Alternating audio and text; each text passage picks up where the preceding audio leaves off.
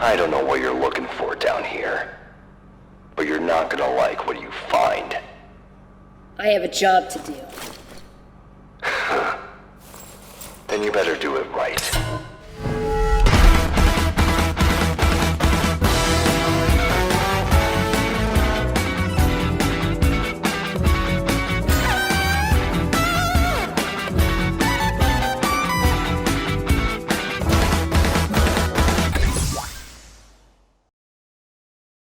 After spending way too much time in cyberpunk dystopia, today I'll be playing a different kind of dystopia. This one's a roguelite. Most of you are understandably recoiling at the mention of the phrase, unless your game is already in the cultural zeitgeist. Most roguelites can be hard to recommend, where the difficulty spikes are frequent and failure is expected, because you have to spend 40 hours of your free time on a virtual stretching rack, just so you can unlock enough upgrades for a decent build. And even under ideal circumstances, your teeth will still become one with the pavement due to not unlocking all your auspicious meridians, or because you didn't file your W-2. And don't get me wrong, I love these. I live and breathe this stuff. Raw Metal differs from the majority because it's not a roguelite at all. It's a stealth-focused character action game with only a small focus on RNG, and as a bonus, it's the first stealth roguelike that doesn't look like it could be played on a TI-84. But let's start from the top. Developed in 2024 by Team Crucible, Raw Metal was actually based off of a short film made by one of the developers back in 2021. Corrigan, the lead director, actually has a bunch of these videos. If you like the look of Raw Metal, you'll probably like the other shorts as well. It's an easy recommendation. Guy's got an eye for cool visuals. But back to the game. You are on an off-world mining facility on the planet Charybdis, called Catabase 6. Your mission is to infiltrate the base and cease operations. But what's the issue? Why are we doing this?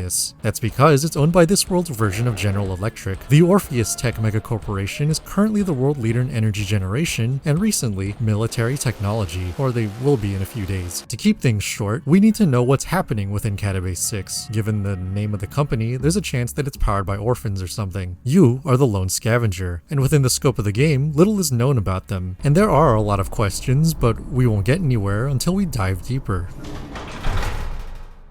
Catabase 6 is a very dark and utilitarian place. Orpheus Tech's aesthetic is purely functional, with little room for flair. Like, I bet that TV in the break room probably only has one channel, and the vending machine?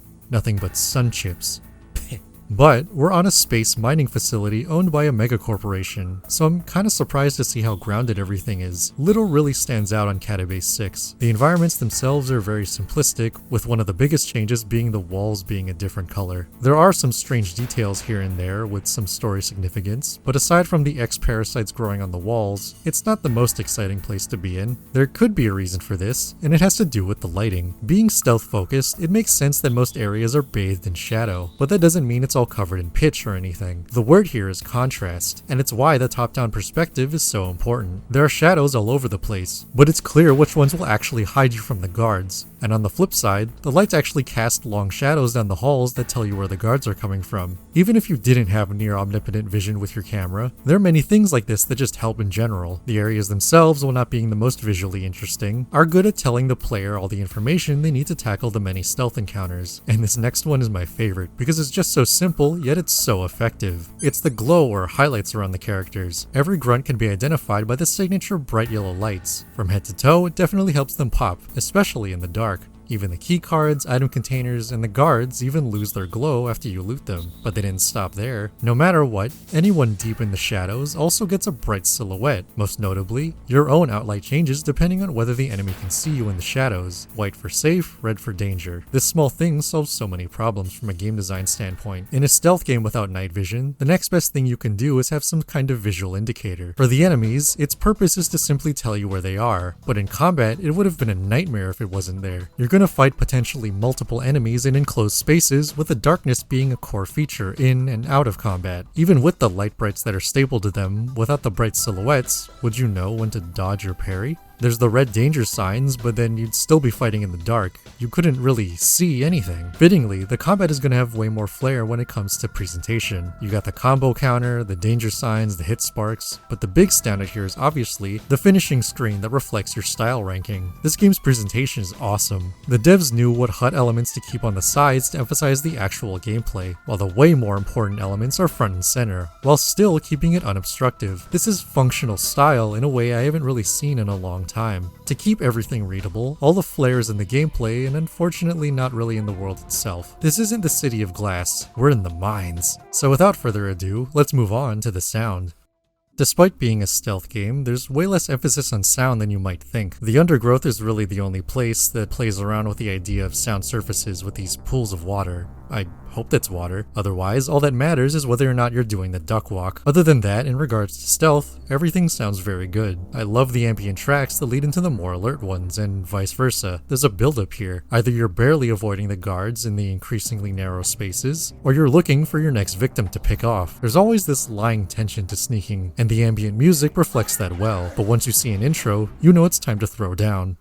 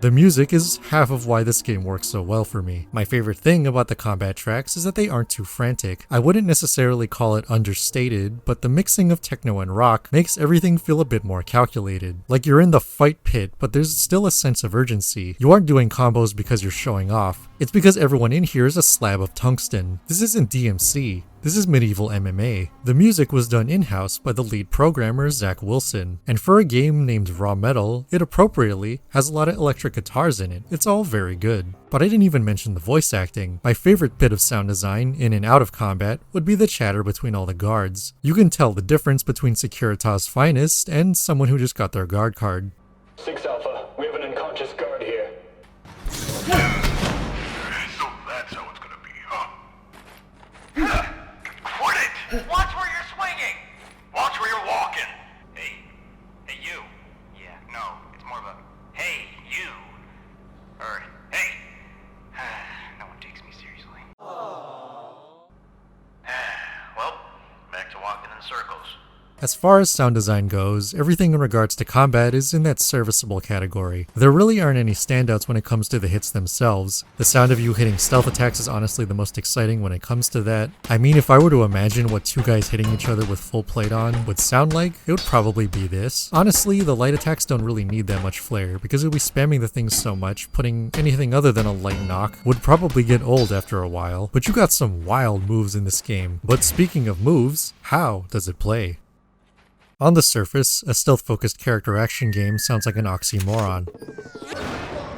The first genre is about being slow and methodical while avoiding direct combat, sometimes, while the other is seeing how many vine booms you can put in your combo video. You see the problem here. I bet if you gave Garrett the GodHand, that would deflate any tension, but in practice, both genres actually play unexpectedly well with each other. Catabase 6, despite being a mining facility, is chock full of security, and even if you're not looking for a fight, more often than not, the fight has a way of finding you. We've got the regular guards, cameras that can see in the dark, and narrow tunnels that keep you in breath-smelling distance of both. Thankfully, even if and when you get into a fight, the automated security in Catabase 6 makes any room into a fight pit, preventing new guards from coming in, but sometimes the rooms are pretty tight. Raw Metal is a stealth game first, and fighting game second, but when it's time to throw down, you better know what you're doing.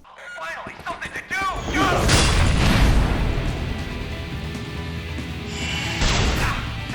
Your moveset is straightforward. There are light punches and kicks which you can use in a 3-hit string of attacks. You can also hold the button to do heavy attacks, which can also be strung together like the light versions. The light attacks are fast, but heavy attacks are a bit stronger and, more importantly, can interrupt enemy attacks, and all of these can be chained together. If you press another attack button right after a hit connects, you can cancel the end lag, and allowing you to chain attacks incredibly quickly. And in terms of defense, you get a dodge with a generous window, and a parry with very few active frames. You pretty much have to wait till the attack is connecting with your face. The best indication that tells you when to do either is the little danger triangle that turns from red to white. This is a moveset that allows for some brutal rushdown, but you might be wondering, what kind of moves do the enemies have? Well, that depends on what they're wearing. Any guard wearing green or yellow have one attack that's a single swing. Guards wearing blue always start combat with shooting a taser dart that can stun you if you don't dodge or parry. The red ones are the elite guards that you have to worry about. They have the most threatening pattern of all, swinging twice. Okay, hold on. That doesn't sound that bad, but here's the kicker. Enemies in raw metal have regenerating health if left alone for too long, which incentivizes aggression over being too defensive. But even after bringing their health down all the way, you still have to finish them off with a heavy attack. This is the one thing I use the running punch for. And if that weren't enough, after getting hit enough times, the enemies can adapt if you repeat the same string over and over again. First, they just block your attacks, but then they parry your moves and set up a swing.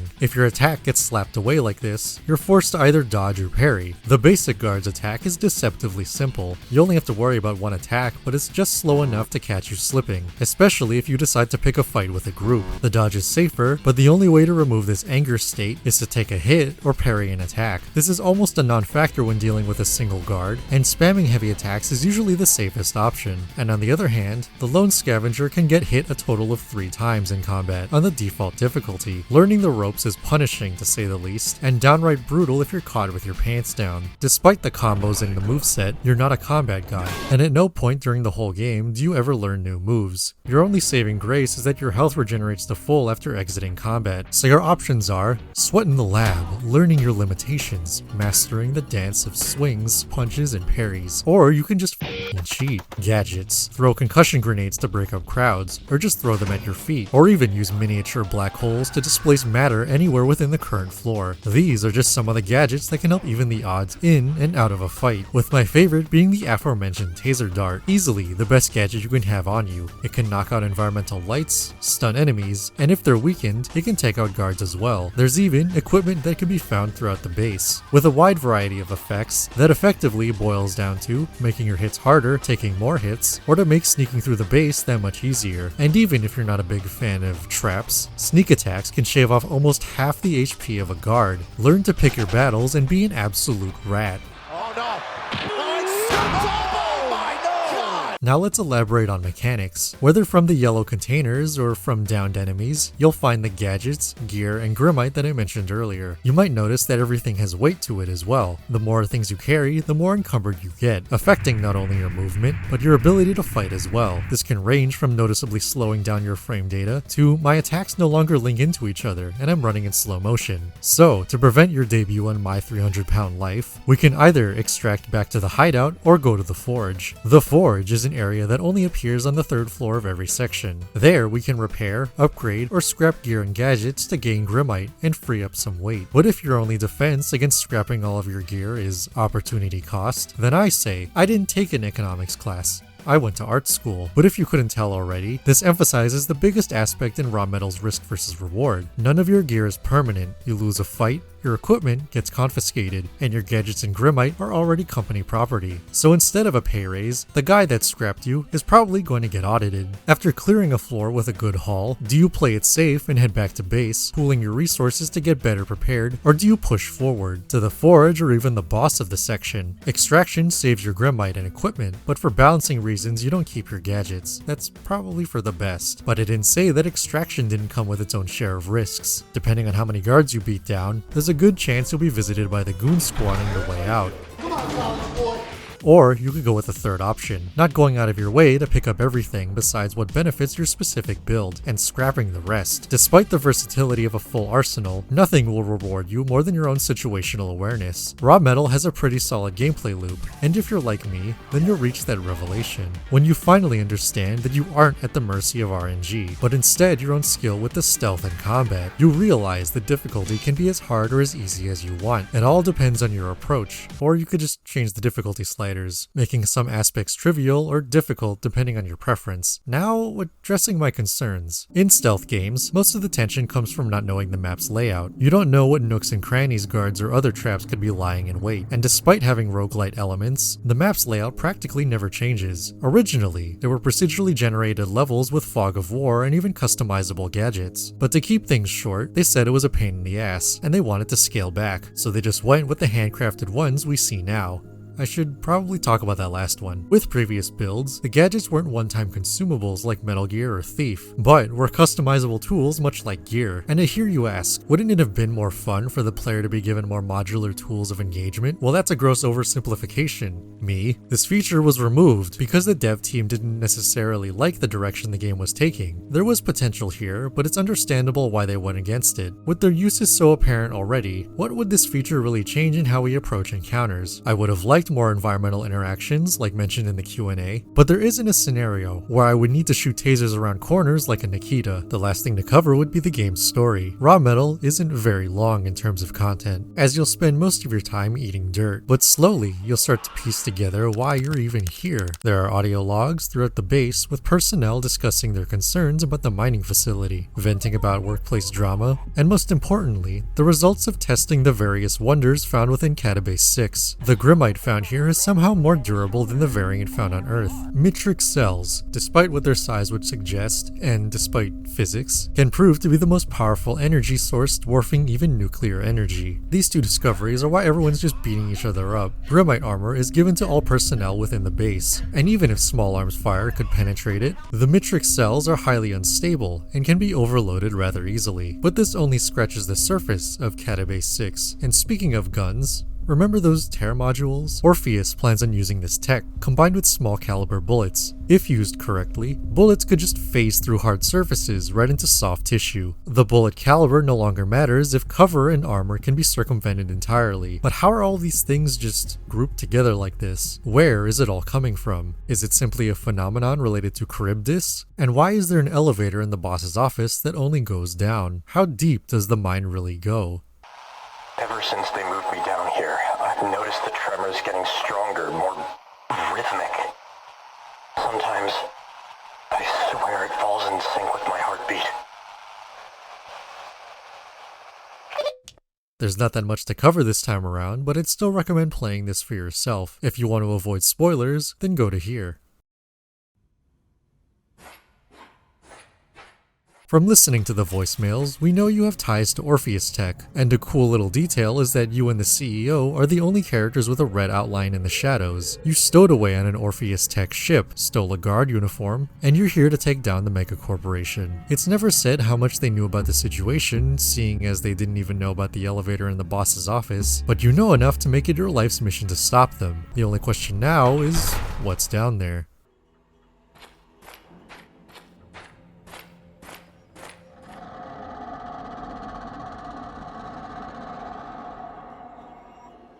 Now there are guards down here, but not in the way you'd expect.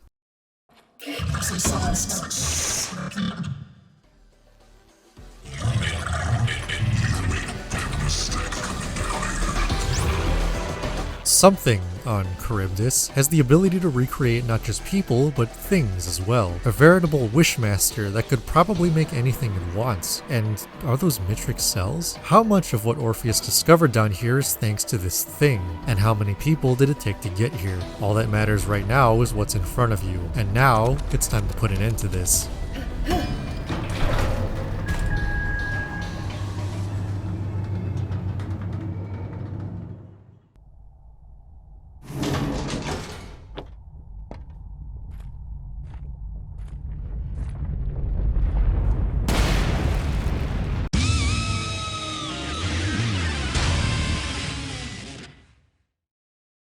Ironically, despite the ambiguity, this approach to breadcrumbing the story just fits with the whole vibe this game carries, and even Scav's motivations. Who was the lone scavenger? Where will they go after Catabase 6? What was Orpheus's ultimate plan, and what the hell is that thing in the core? It doesn't matter, but it has to go. In that way, Scav almost reminds me of a shonen protagonist, and how brutally clear-cut they are in their plans and goals. The Scavenger literally beat a corrupt megacorporation and the potential spawn of an old god by punching things really hard. Raw Metal is strenuous, stylish, and stupidly honest. What an amazing game. I came for a stealth character action game. What I got was a fistful of skill checks that kept me coming back down for more. The story had enough ambiguity that respected my time and let me fill in the blanks on my own. It all felt like I was watching Redline or Tailenders for the first time. Raw Metal is a self-contained anime movie with a story that was present, but the emphasis was heavily on the action. And I still can't believe GodHand wasn't a direct inspiration for this. Go buy it. Find yourself a woman that will actually just kill you. And while I do have more in the pipeline, I highly appreciate your recommendations. And one of the next games I plan to cover